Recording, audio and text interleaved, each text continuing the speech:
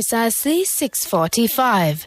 This is the Sri Lanka Broadcasting Corporation. News edited by Danushka Madhavala and read by Sharifa Tahir.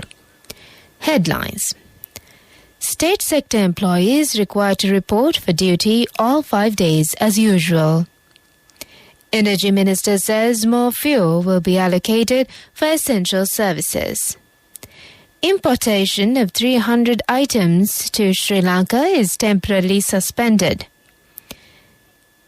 Turkey donates emergency medicine and medical supplies to Sri Lanka. New passport counter for those who are seeking foreign jobs. In foreign news, Malaysia's ex-Prime Minister Najib Razak starts jail term after final appeal fails. Local news in detail. A circular has been issued to all heads of government institutions directing state sector employees to report for duty as usual from today. All state sector employees should report to work all 5 days today onwards. The circulars issued earlier to limit the number of employees will be cancelled. The circular has been issued by Secretary to the Treasury K.M. Mahinda Siriwardana to all secretaries to ministries, chairpersons of state corporations, statutory boards and state-owned companies and heads of departments. The Ministry of Finance announced that government has taken steps to suspend the importation of 300 non-essential items effective from yesterday. President Ranil Wickremesinghe, in his capacity as the Minister of Finance, Economic Stabilisation and National Policies, has issued the relevant Gazette notification. Accordingly, the importation of any items specified in the Gazette will be temporarily suspended effective from August 23, 2022 until further notice. However, any specified goods which have been shipped on board with the date of bill of lading airway bill or on or before August 23, 2022 and arrived at any seaports or airports in Sri Lanka on or before September 14, 2022 will be allowed for customs clearance. Minister of Power and Energy, Kanchana Wijesekara, has issued an announcement regarding the fuel supplies to be received in the country in the next few days. According to the minister, a shipment of 30,000 metric tons of super diesel will be unloaded today and the second crude oil cargo ship is scheduled to arrive. In addition, another ship carrying auto diesel is scheduled to arrive on the 25th, 26th of this month. Also, a ship carrying 92-octane petrol is scheduled to arrive in Sri Lanka on the 27th to 29th of this month. The minister further mentioned that the distribution of kerosene and jet fuel started yesterday. Meanwhile, a progress review meeting on the National Fuel Pass QR system was held online last morning. Minister Wijesekara said comparison of data from last 3 weeks shows an increase in registrations, number of transactions, but a decrease in fuel consumption. Non-vehicle fuel requirement registration tourist fuel pass to be made available in the first week of September and improvement of the application to provide a special category for higher fuel quota for essential services is also expected to be done soon. This is the Sri Lanka Broadcasting Corporation giving you the news. We continue with more stories here at home. The government of Turkey donated $1 million worth of emergency medicines and other medical supplies, which are urgently required by the hospitals in Sri Lanka. The first consignment, which includes filgrastim injections, were airlifted to Sri Lanka and were received by the officials of the Ministry of Health of Sri Lanka on 14th August 2022, Embassy of Sri Lanka in Ankara said. The donation was a result of a request made by Ambassador Hassan during this meeting with the chairman of Turkey, Sri Lanka Parliamentarian Friendship Group, Ahmed Hamdi Kamli, and senior officials of the Ministry of Foreign Affairs of Turkey in the month of May 2022 to brief about the situation in Sri Lanka with a request to consider assisting the health sector of Sri Lanka. Subsequently, the Ministry of Health of Turkey coordinated with the Ministry of Foreign Affairs of Turkey and expedited the dispatch of the medical consignment with the approval of the President of the Republic of Turkey, Recep Tayyip Erdogan. A special counter was opened at the Immigration Department to get passports quickly for workers leaving for foreign jobs. Minister of Foreign Employment Manusha Nanayakkara approved the opening of a new special counter following discussions with officials of the Sri Lanka Bureau of Foreign Employment and the Immigration and Immigration Department last week. Based on the data obtained from pilot operations, it has been decided to open up the counter for all Sri Lankans looking to travel overseas for employment from yesterday. The special counter was opened after Minister was notified of the difficulties faced by Sri Lankans looking to obtain passports for foreign employment due to the regular request for passport issuance. Thereby, applicants who have completed their initial process and have obtained the letter pertaining to their employment from the Sri Lanka Bureau of Foreign Employment can obtain their passports soon by providing the document at the special counter.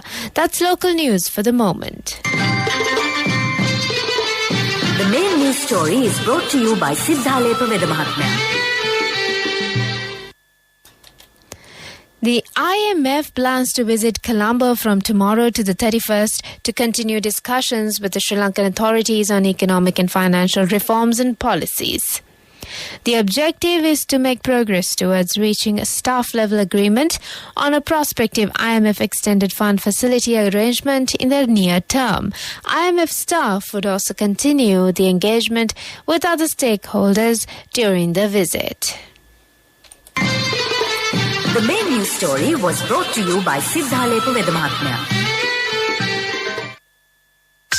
Watch Life is brought to you by A Strength to Your Life. CIB Janajaya Vasana has commenced. Valuable gifts and all bills are on 31st of October. Come to CIB today. Commissioner General of Examinations LMD Dharmasena says that the results of GCE Advanced Level Examination will be issued by the end of this month. Meanwhile, calling applications for GCE Advanced Level Examination has been extended until Friday. School and private candidates should apply online. Mr. Dharmasena said that a special opportunity will be given only for the candidates who expect to apply again after issuing of results of GCE Advanced Level 2021.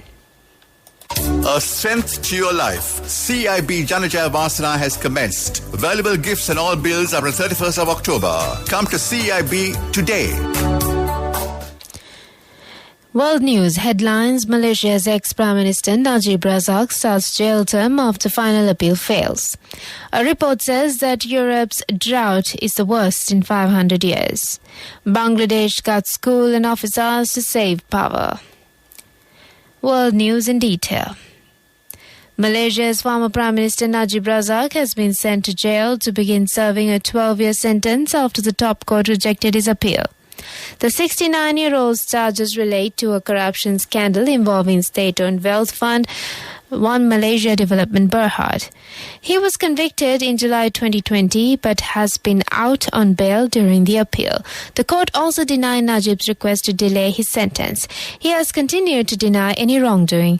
In 2020, a court had found him guilty on 7 counts centered on a total of 42 million ringgit, which was transferred from SRC International, a former unit of MDB, into his private accounts. He was sentenced to 12 years jail and a fine of 210 million ringgit.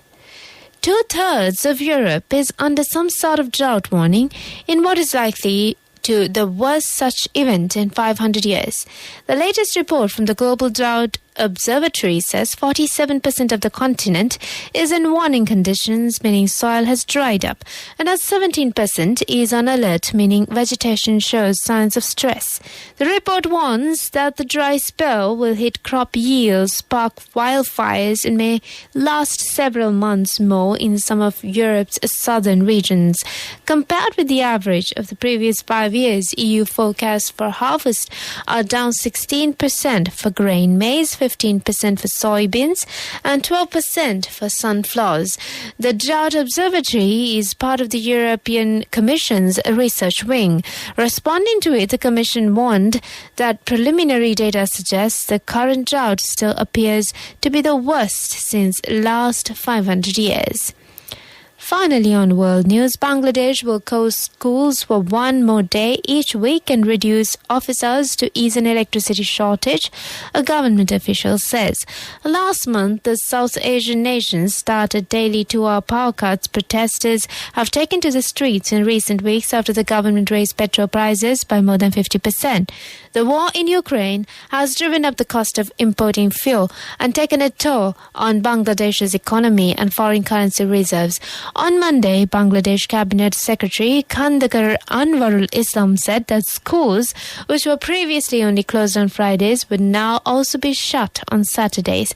Under normal circumstances, schools in Bangladesh should open for 6 days a week, Monday, Tuesday, Wednesday, Thursday, Saturday and Sunday. That's on world news. Moving on to development news. The Ministry of Agriculture says Sri Lanka is self-sufficient in peanuts now and now no longer need to import peanuts since an alternative variety to the type of peanuts required for the processing of jumbo peanuts has been introduced. The quality of peanuts in Sri Lanka is higher than imported peanuts. Minister of Agriculture, Wildlife and Forest Resources Conservation, Mahinda Amaravira said, therefore, there is no need to import groundnuts because of Sri Lanka Jumbo Groundnuts, and participating in the Sri Lanka Jumbo Groundnut Harvesting Program at Middenia Government Seed Farm, Minister of Agriculture, Mahinda Amaravira said, the local jumbo peanut variety is currently becoming very popular in Sri Lanka. The Department of Agriculture, which introduced this variety, says it is high yielding and can provide 29% of the daily protein requirement. That's on development news. Sports news is brought to you by Sampath Bank. We present your future. And on sports news, League 2 strugglers Crawley Town knocked Premier League newcomers Fulham out of the Carabao Cup on an unbelievable night at their Broadfield Stadium. Goals from Tom Nicholas and Liverpool loanee James Balagizi gave the hosts a famous victory, with a full-time whistle prompting a pitch invasion by their jubilant supporters. Crawley sit 23rd in League 2, 84 league positions below their opponents, having lost 4 of their opening 5 league matches this season. That's on sports news.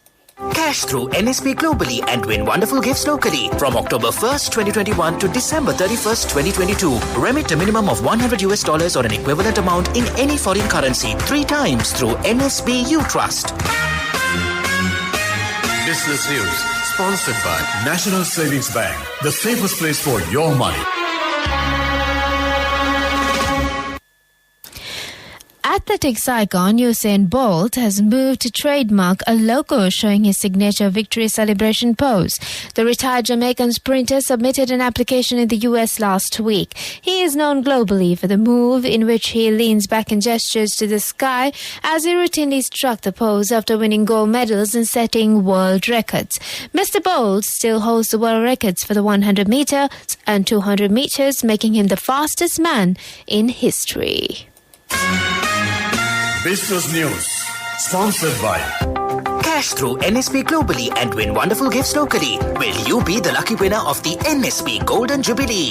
50 gold sovereigns for the top prize winner of the NSP Golden Jubilee. Scooters for the 10-second prize winners. iPhones for the 10-third prize winners. Mountain bikes for the 29 fourth prize winners. From October 1st, 2021 to December 31st, 2022. Remit a minimum of $100 or an equivalent amount in any foreign currency 3 times through NSB U Trust.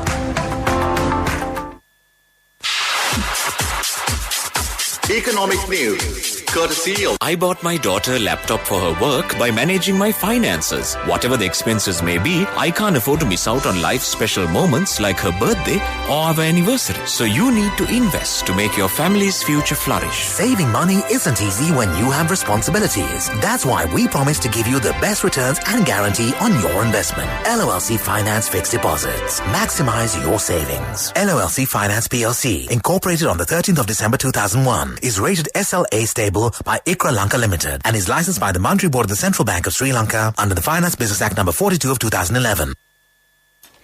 The government has taken steps to suspend the importation of 300 non-essential items effective from today, the Ministry of Finance announced. President Ranil Wickremesinghe, in his capacity as the Minister of Finance, Economic Stabilisation and National Policies, has issued the relevant Gazette notification. Accordingly, the importation of any items specified in the Gazette will be temporarily suspended effective from August 23, 2022 until further notice. However, any specified goods which have been shipped on board with the date bill of landing, airway bill on or before 23rd August 2022 and arrived at any seaports or airports in Sri Lanka on or before 14th September 2022 will be allowed for customs clearance. Saving money isn't easy when you have responsibilities. That's why we promise to give you the best returns and guarantee on your investment. LOLC Finance Fixed Deposits. Maximize your savings. LOLC Finance PLC, incorporated on the 13th of December 2001, is rated SLA stable by ICRA Lanka Limited and is licensed by the Monetary Board of the Central Bank of Sri Lanka under the Finance Business Act number 42 of 2011. And on the weather update, showers will occur at times in Western and Sabaragamu provinces and in Kurunegala, Kandy, Nuwara, Galle and Mathura districts. Showers or thunder showers will occur at a few places in Nuwa province and in Ampara and Batticaloa districts during the evening or night. Fairly heavy rainfalls, above 50 millimeters, can be expected at some places in these areas. That's the weather update. And before we conclude this bulletin of news, back to the headlines. State sector employees required to report for duty all 5 days as usual. Energy Minister says more fuel will be allocated for essential services.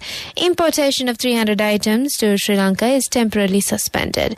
Turkey donates emergency medicine and medical supplies to Sri Lanka. New passport counter for those who are seeking foreign jobs. In foreign news, Malaysia's ex-Prime Minister Najib Razak starts jail term after final appeal fails. And that's the main news broadcast.